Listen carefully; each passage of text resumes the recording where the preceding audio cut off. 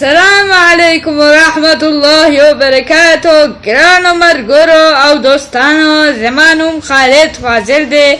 زه به تاسو نن د ترکي ژبه کې یو څو کلماتو معناوې ورته وایم چې زده سي د باندې چې کیسې په کار کېږي هغه کلماتو معناوې به ورته وایم.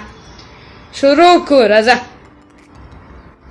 otur yani kena. Kalk yani ودريقة. açık yani vazde. Kapalı yani bende. Aldım yani var mı? Almadım yani ne mi ağustaydı?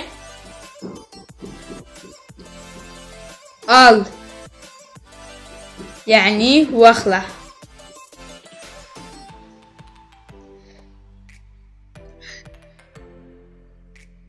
Alma ماخلع. Kaldı patiso. Kalmadı ne patisoydu?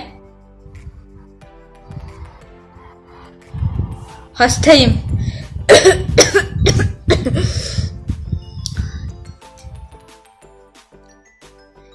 يعني مريض. Şimdi iyiyim yani وصحيم.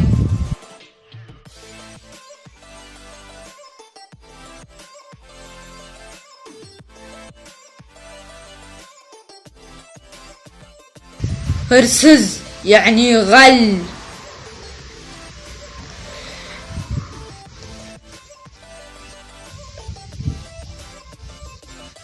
hastane yani şabahane.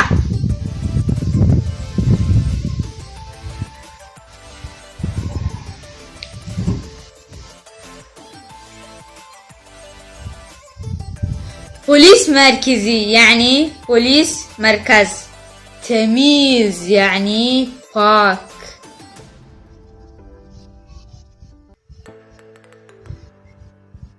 ben güçlüyüm yani قوية.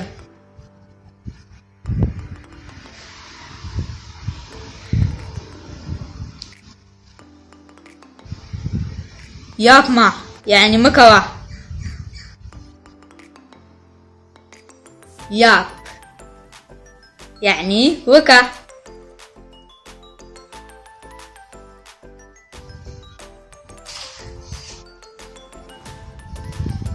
saat kaç? Sobacidi.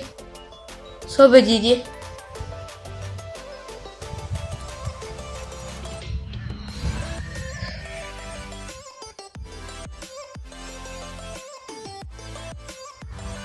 Bu benim telefonum.